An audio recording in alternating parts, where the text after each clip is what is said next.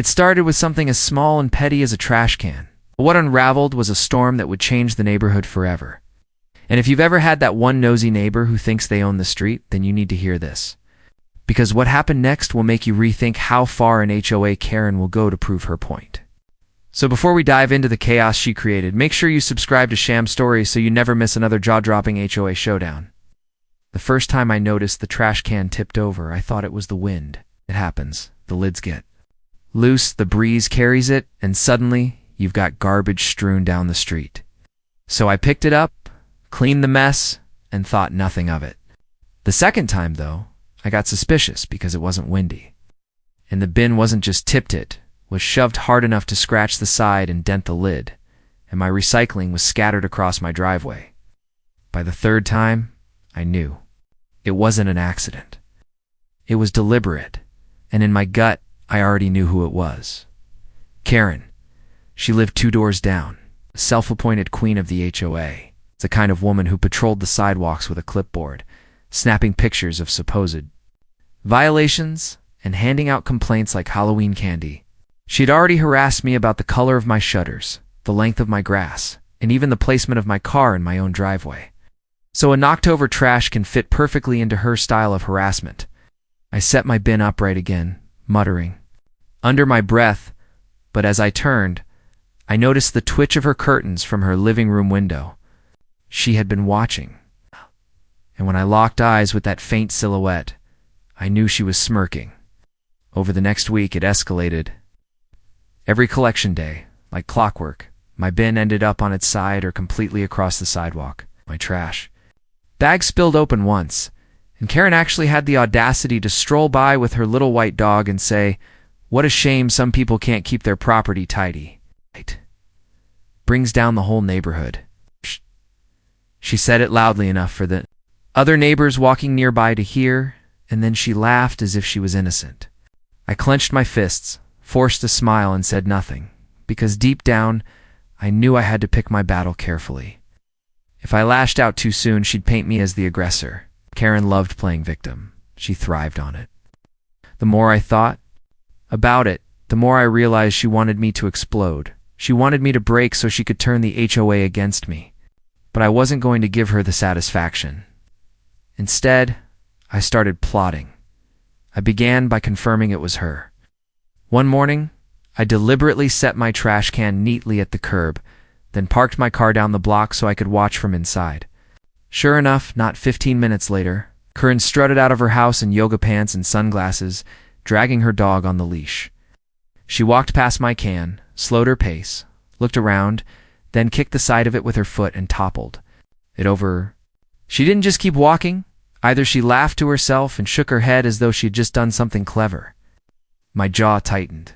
The evidence I needed was right in front of me, and yet it wasn't enough to stop her.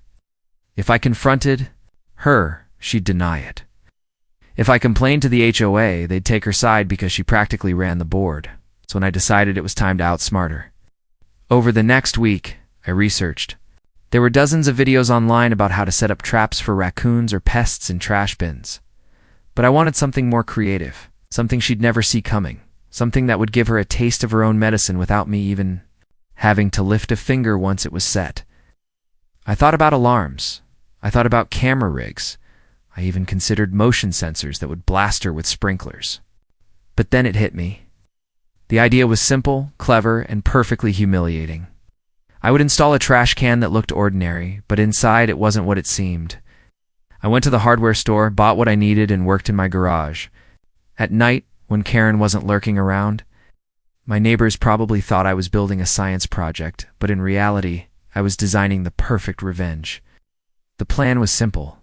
One can would remain normal for actual trash, and the other would be the decoy. The decoy was reinforced with a hidden mechanism that would surprise anyone who tampered with it, and I designed it so it could be reset easily for the next round.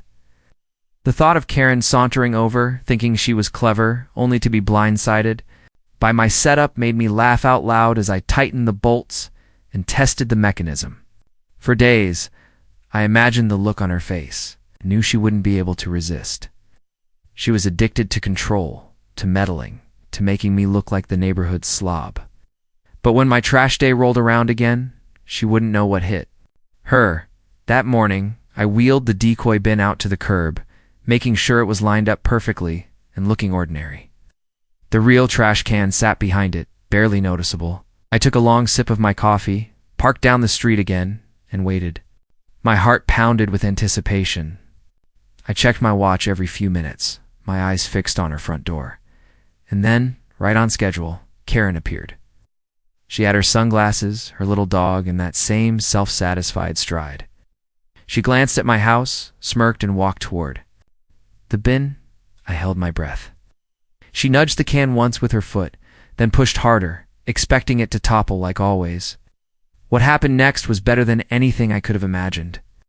When the first confrontation with Karen ended, I foolishly thought maybe she had gotten it out of her system, that she had embarrassed herself enough with her childish tantrum, and that the problem would stop.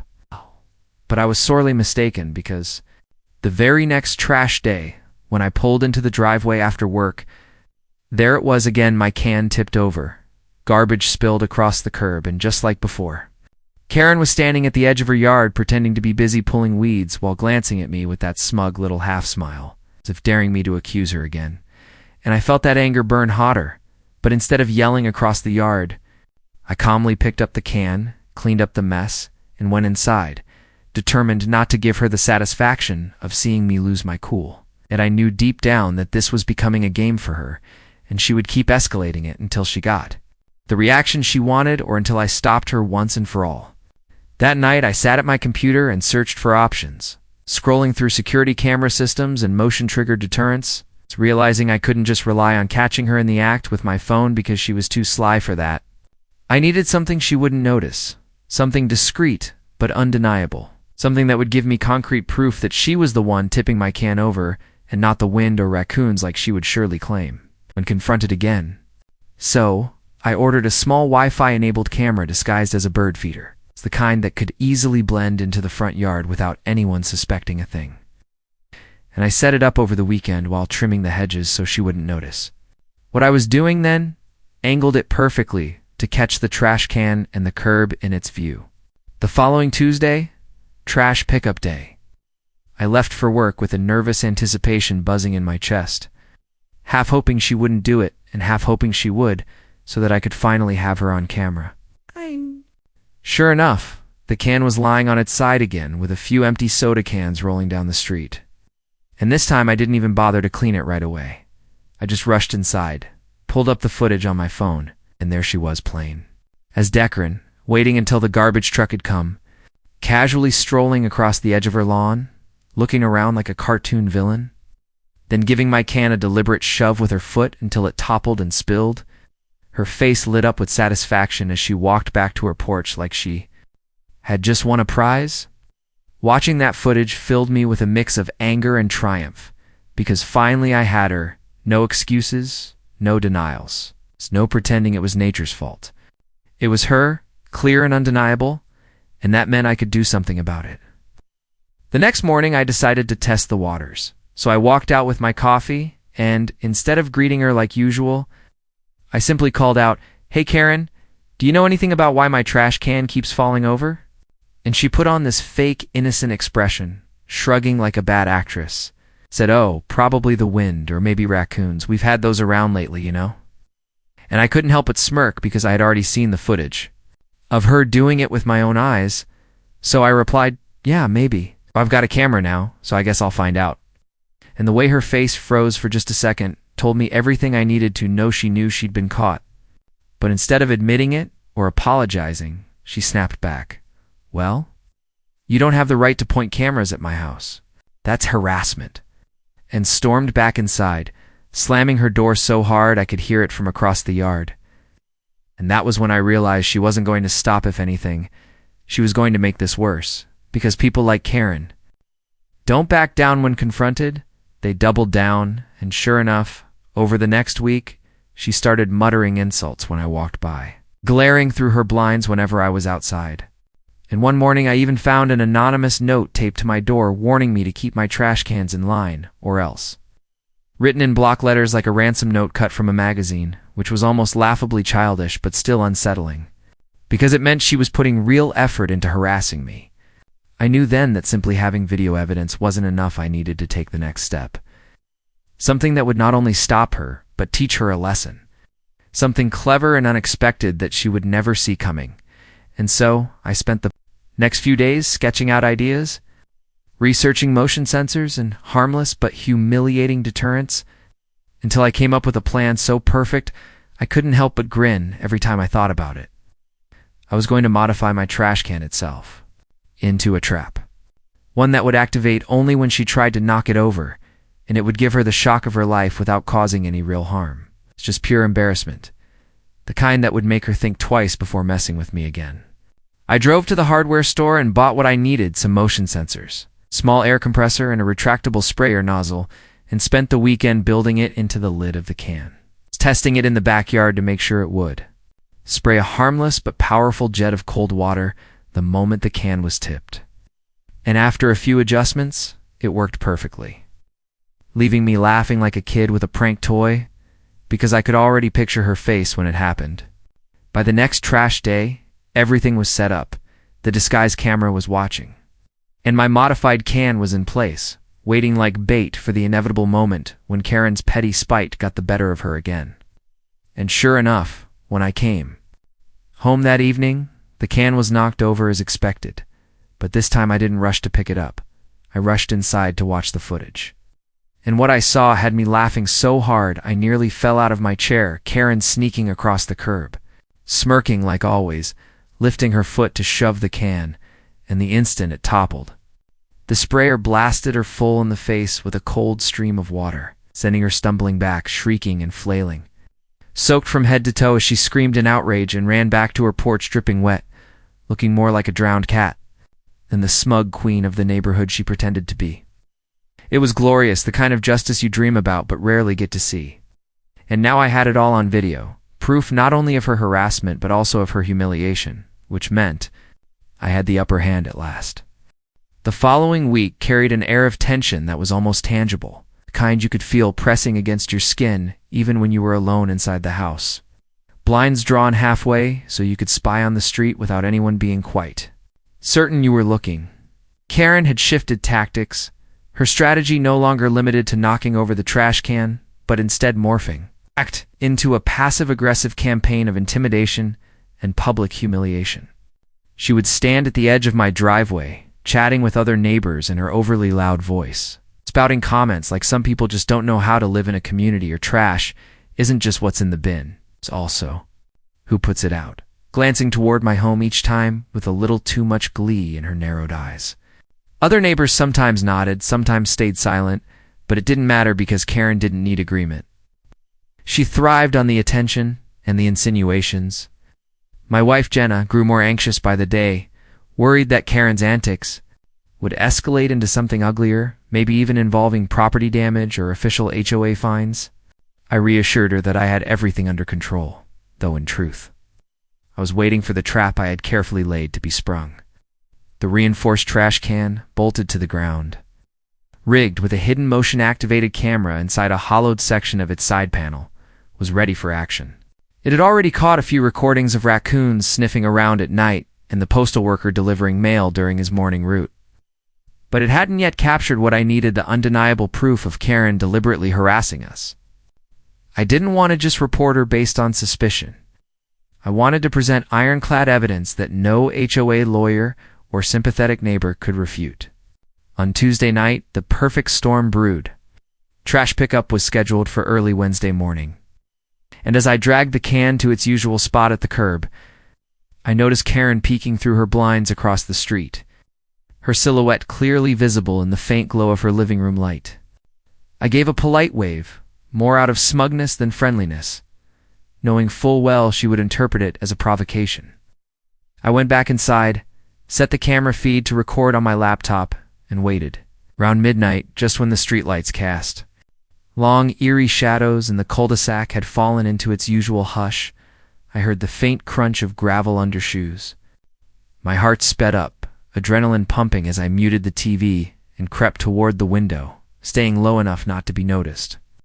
There she was, Karen, in her robe, holding a flashlight in one hand and a smug smirk on her face, marching toward my trash.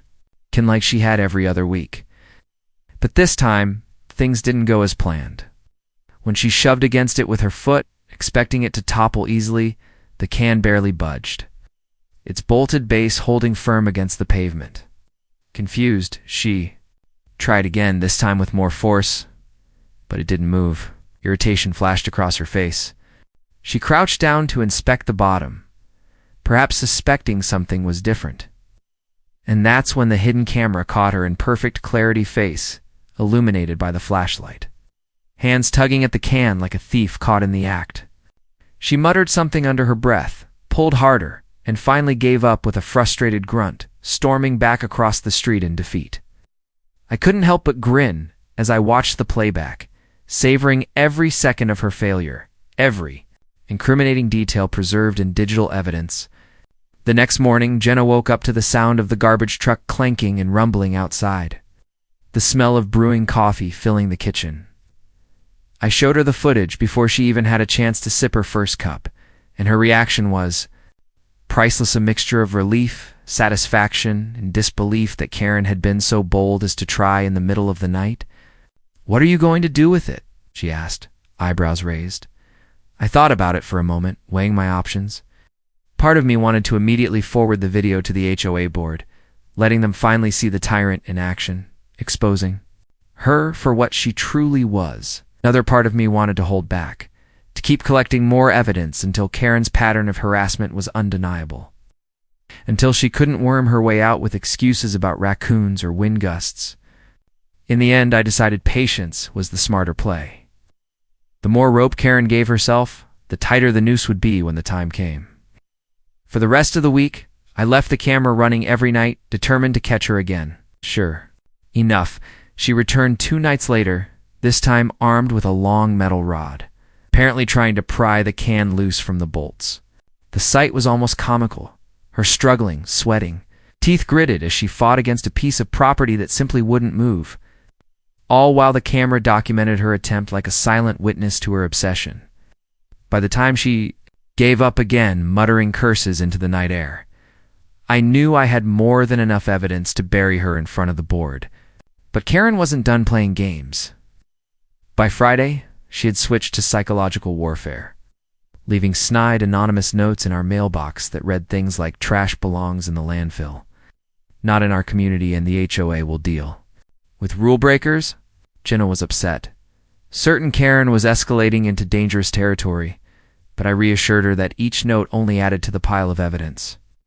What Karen didn't know was that I had also installed a small secondary camera, hidden inside the mailbox post, angled perfectly to capture anyone who tampered with it. And on Saturday afternoon, when Karen casually strolled by pretending to walk her dog, she slipped another note inside while glancing around nervously, completely unaware that the lens was recording her every move. I almost laughed at how easy she made it. It wasn't just harassment anymore. Tampering with mail was a federal offense, something that could bring far more trouble than an HOA slap on the wrist. Now I had a decision to make. Should I handle this within the neighborhood by bringing the footage to the HOA board? Or should I escalate things beyond Karen's imagination and involve federal authorities who wouldn't take her behavior lightly? The thought of Karen being blindsided by actual law enforcement was tempting, but I knew I had to play my cards carefully. For now, I kept everything on file, knowing her downfall was inevitable. That night, I sat at my desk scrolling through the recorded footage, piecing together a timeline of Karen's antics. Each clip was a new nail in the coffin, Karen, pushing, pulling, prying, and stuffing notes where they didn't belong. I imagined the look on her face when she realized she wasn't the clever puppet master she believed herself to be, but the star of her own downfall. The power dynamic was shifting, and she didn't even know it yet. My trap had worked, and now it was only a matter of time before Karen's empire of intimidation collapsed around her. But what I didn't realize was that Karen, in her desperation, was already planning her next move, one that would push our feud beyond simple harassment and into dangerous. Sunday morning carried with it a deceptive calm, the kind of quiet that made you think maybe, just maybe, the storm had passed. Though I knew better than to believe Karen had given up so easily, because people like her didn't stop when confronted. With resistance, they doubled down, twisted, schemed, and found new ways to try and assert control. The video evidence I had been collecting was solid enough to destroy her credibility in front of the HOA. But I was waiting for the perfect moment to strike. The moment when her hypocrisy and harassment would be undeniable to everyone in the neighborhood, and until then, I kept the recordings stored, backing them up on multiple drives so nothing could mysteriously disappear.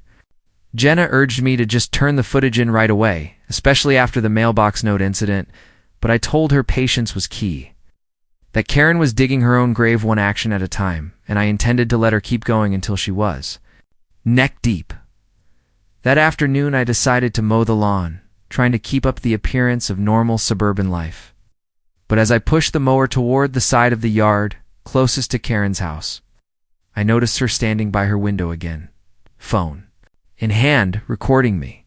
At first I thought maybe she was just looking for another angle to complain about noise violations. But then I realized she wasn't recording the lawnmower. She was recording me. I cut the engine, walked closer to the property line, and shouted, "Is there a problem, Karen?" She snapped her blinds shut, but a few minutes later, she was outside, dog leash in hand. Phone still recording as she walked slowly along the sidewalk, muttering about non-compliant residents and HOA enforcement. It was then I realized Karen was escalating not just physically but legally. She was trying to build her own case against me, maybe even twisting reality to claim I was harassing her. It was laughable, but it also meant she was dangerous, because people like Karen knew how to play the victim card, how to cry wolf just convincingly enough to get others to side with them. That evening, around dinner time, the doorbell rang, and when I opened it, 2 uniformed HOA representatives stood there, clipboards in hand, trying their best to look official even though they were just neighbors with too much time on their hands. "We've had complaints," one of them said, a middle-aged man named Bill, who always seemed to hover around Karen like a loyal henchman. "About what?" I asked flatly, though I already knew. "Noise, improper lawn maintenance, and suspicious behavior," Bill replied, reading from his notes. Jenna, who had come up behind me, scoffed loudly. "Suspicious behavior? Like mowing the lawn?" Bill avoided her eyes, clearly uncomfortable but still determined to do Karen's bidding. "Look," I said calmly, "if Karen has complaints, she should bring them up directly instead of hiding behind the board." The other representative, a woman named Sandra, spoke up then, her tone less hostile. "We're just here to mediate, not take sides. But if there are issues, we have to address them." I considered showing them the footage right then and there, exposing Karen for the liar she was, but I held back. "Instead," I said, "I have evidence that might change your perspective, but I'm choosing not to share it just yet. All I ask is that you remember this conversation when the truth comes out."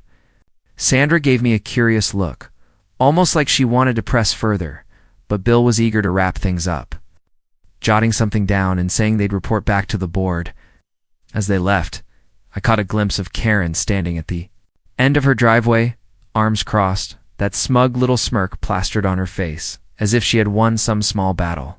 I waved at her again, deliberately casual, and the way her face twitched told me she hated not knowing what cards I was holding. But Karen wasn't content to rely on the HOA alone. That night around 2 a.m., I was jolted awake by the sound of a loud bang outside, followed by the screech of tires tearing down the street. I rushed to the window, and my blood boiled when I saw my trash can knocked over. Garbage scattered across the lawn, lid cracked from the impact of what looked like a vehicle having rammed it. The bolts had held, but the can itself was damaged, plastic shards littering the curb. I checked the camera feed immediately, and sure enough, the footage captured everything. A car creeping down the street with its headlights off, pausing in front of my driveway, then suddenly accelerating and slamming into the can before peeling away. The kicker? The camera caught the license plate crystal clear, and when I ran it through a search the next day with a friend who had access to DMV databases, it came back registered to none other than Karen's son. She hadn't just escalated, she had enlisted family to join her vendetta. That was the moment Jenna begged me to go straight to the police, but I still hesitated. My plan had shifted now, becoming less about HOA drama and more about protecting ourselves from what was turning into a coordinated campaign of harassment. But I wanted Karen to expose herself fully, wanted every dirty trick, every illegal stunt, every smear campaign captured on record so that when I finally went public, she wouldn't just face embarrassment, she'd face consequences she couldn't wiggle out of. The following day, Karen doubled down on her victim act, cornering neighbors on the sidewalk, telling them I had been threatening her, that I was unstable, and that she feared for her safety. I watched from my porch as she gestured dramatically, pointing toward my house like it was some menace to the neighborhood. Some people nodded sympathetically, others looked skeptical, but the fact that she was spreading lies at all infuriated me. Jenna wanted to confront her right then and there, but I stopped her. Let her talk, I said. Every word out of her mouth is just another piece of evidence. Later that evening, I decided to raise the stakes myself. I took the best clips, the ones of her tampering with the trash can, stuffing notes in our mailbox, and her son's car slamming into our property, and saved them onto a USB drive. Then, without saying a word to Jenna, I drove to Sandra's house. She answered the door looking surprised, but invited me in when I told her it was about the HOA. I showed her the footage, one clip at a time, watching her face shift from skepticism to shock to outright anger. This is bad, she said, softly, clearly disturbed. Does the board know about this? I shook my head. Not yet. But when they do, I want them to hear it from someone who isn't me, someone impartial. I trust you to handle this carefully. Sandra hesitated, then nodded. I'll bring it up at the next meeting, but you need to be careful. Karen has friends on the board.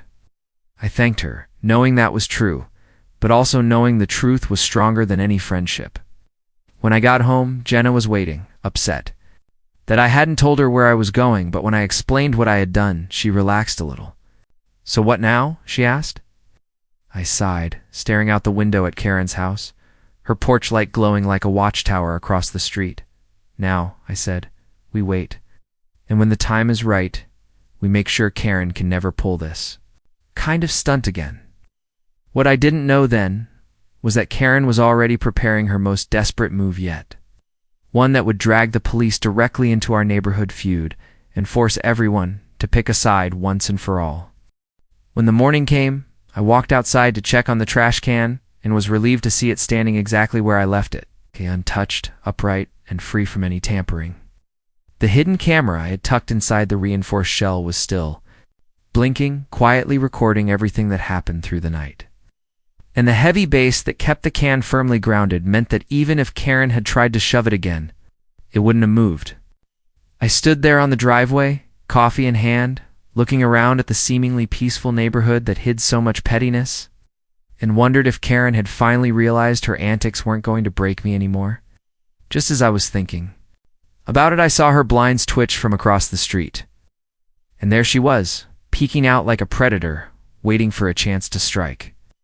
She froze when she saw me looking back, then immediately ducked away, which only confirmed to me that she wasn't finished yet. That day, I decided to check the footage, and sure enough, around midnight, Karen had marched across the street in her robe, clearly believing the cover of darkness would make her invisible, and tried pushing the can over.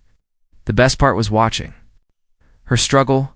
She shoved, she pulled, she even kicked it, but the trash can didn't budge an inch. Frustration boiled on her face as she whispered something under her breath, then stormed off like a spoiled child. Watching her fail so miserably gave me a sense of satisfaction I hadn't felt in weeks, but it also told me she wasn't going to quit easily. Karen wasn't the type to accept defeat gracefully. She was going to escalate, and I needed to be ready. I spent the rest of the morning planning. If she wanted to keep turning this into a battle, then I would make sure every move she made would only dig her hole deeper. Later that afternoon, I visited a friend who worked in security installations. I told him about my situation, and he laughed, shaking his head, saying it sounded like something out of a neighborhood drama series. But he also knew Karen's type and gave me advice on more sophisticated surveillance, tiny hidden cameras that could capture sound as well as video, along with motion-activated alerts that would ping my phone the moment she got too close.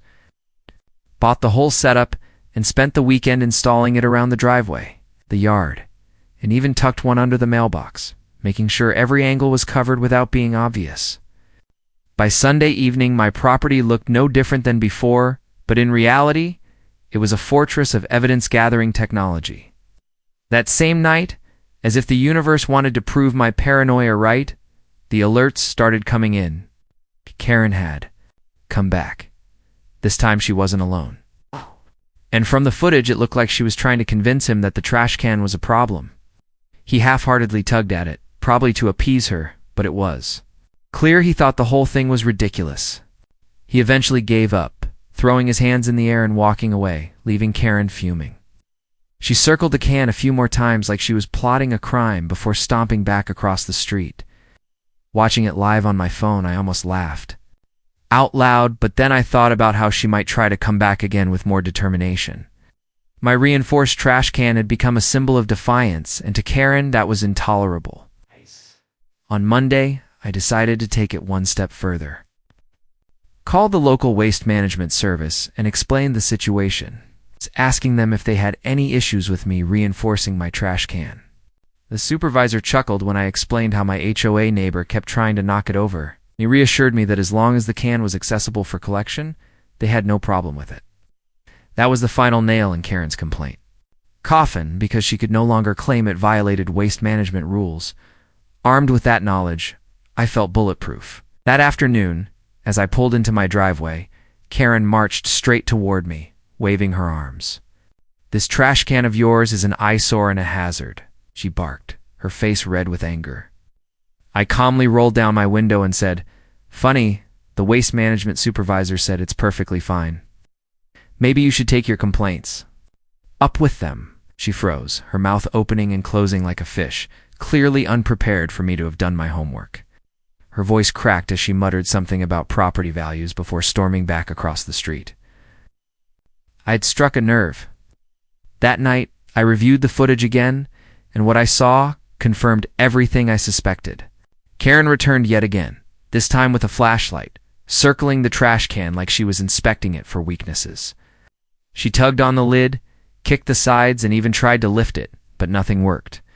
The camera caught every second of her tantrum, and as I watched her storm off yet again, I realized this was no longer just about a trash can to hurt, it was about control.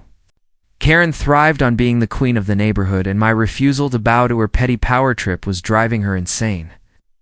I saved the footage in a secure drive, labeling it Karen vs. Trash Can, Episode 3, and laughed at the thought of how ridiculous this whole saga had become. Still, I knew that ridiculousness could turn dangerous if she decided to escalate further.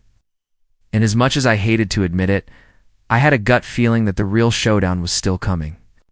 The next day, a letter appeared in my mailbox. It was from the HOA board, and of course, it was a formal complaint about my trash can. They claimed it was non-standard and disruptive to community uniformity. I couldn't help but laugh, because I knew exactly where that complaint came from. Karen had run out of personal tactics, so she had gone crying to the HOA. What she didn't know was that I had every piece of evidence showing her harassment. I was ready to unleash it if they pushed too hard.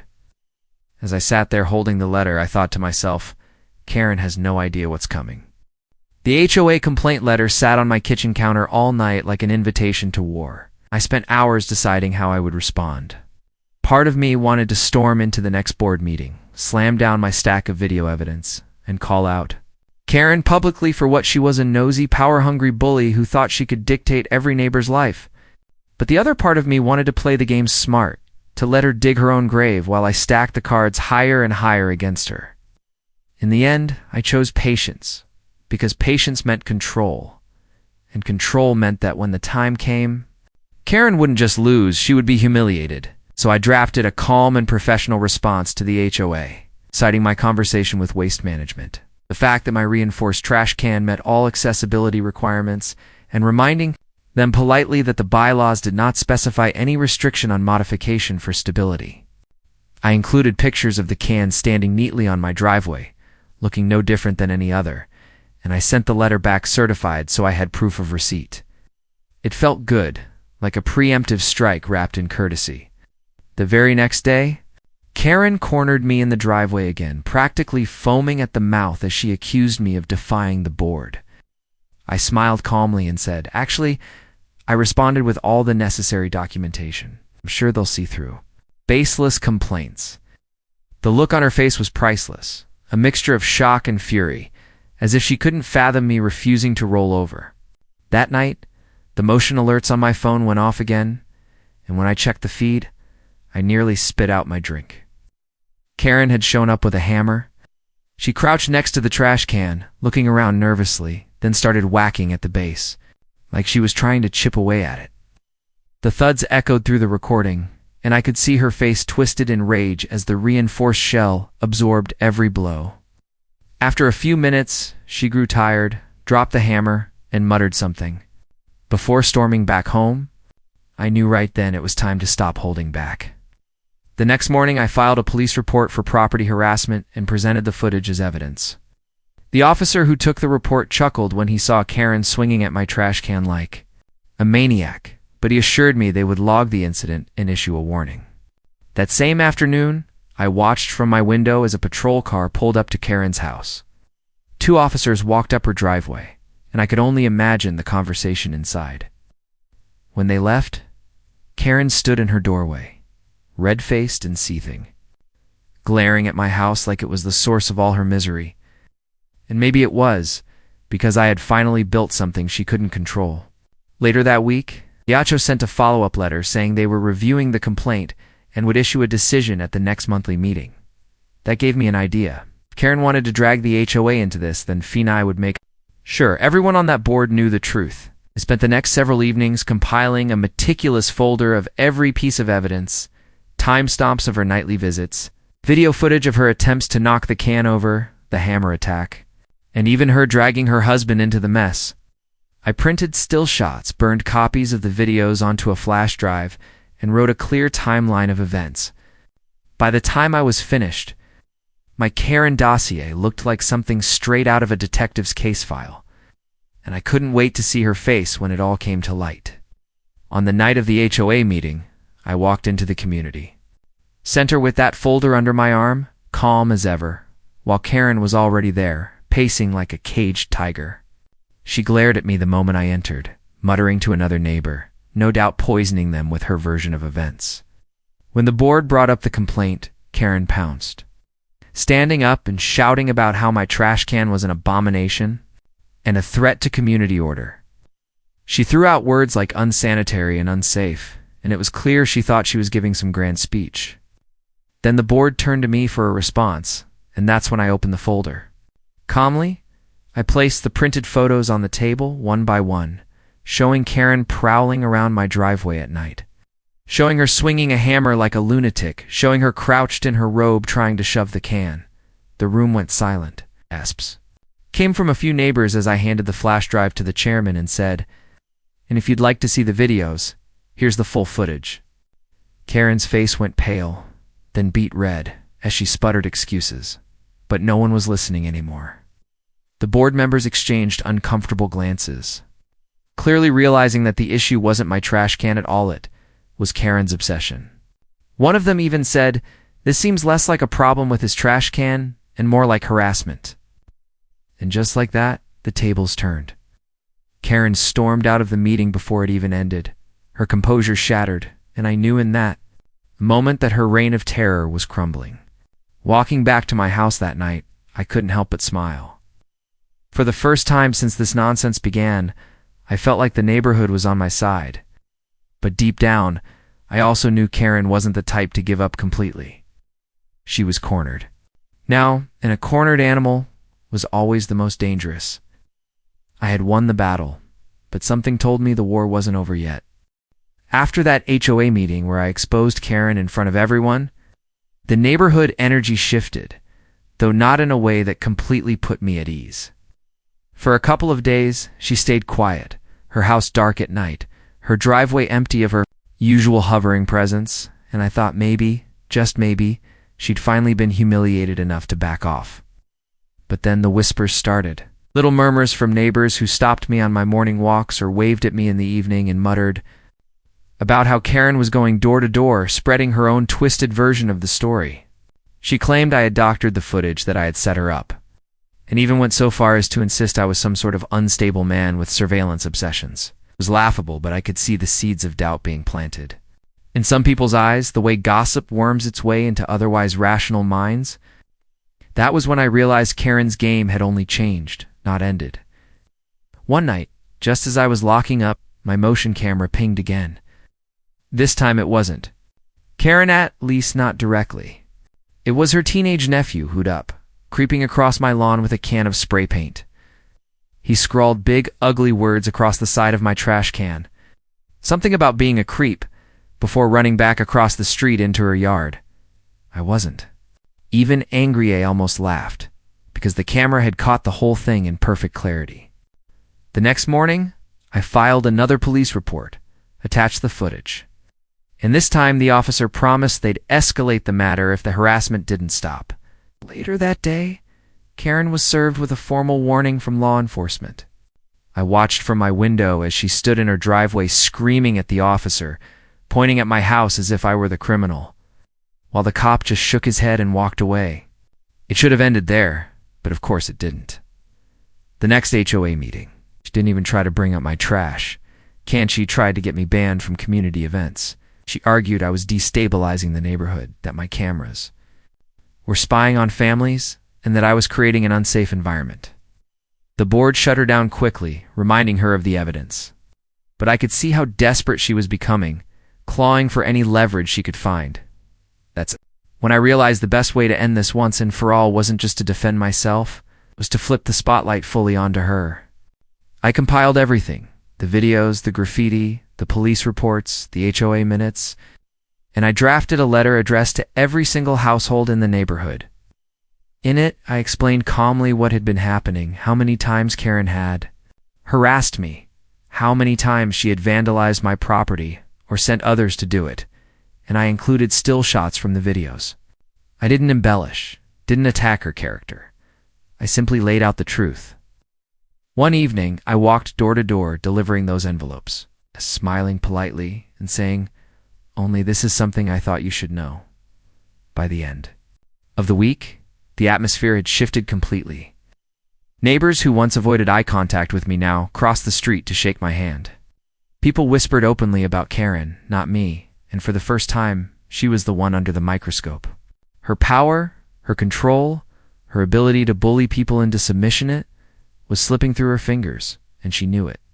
A week later, the HOA board announced they were holding a special vote to determine if Karen should be removed from her position due to conduct unbecoming of a board member. At that meeting, she tried one last desperate speech, shrieking about conspiracies and betrayal, but it fell flat. One by one, the neighbors raised their hands, and the motion passed.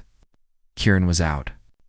I'll never forget the look on her face as she gathered her papers, lips trembling with rage, storming out of the room without another word. That night, my cameras didn't ping.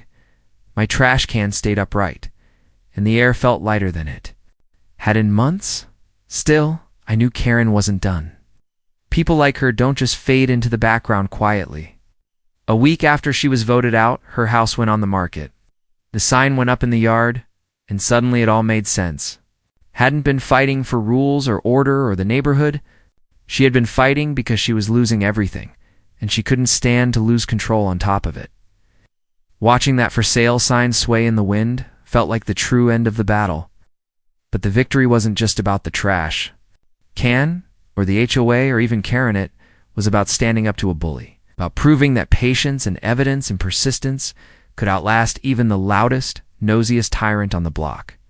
And yet, as I sat on my porch that evening, sipping a drink and looking at my unblemished, perfectly upright trash can, I couldn't help but wonder wherever Karen ended up next. Whose trash can she'd decide to knock over, and whether that poor neighbor would be ready for the storm that came with her. Because one thing was certain, Karen wasn't the type to ever change. She was the type to just move the fight somewhere else. If you want to hear how stories like this play out, the battles between neighbors, HOAs, and the Karens of the world, make sure you don't miss what comes next. Subscribe now to Sham Stories and stay ready for the next jaw-dropping tale. **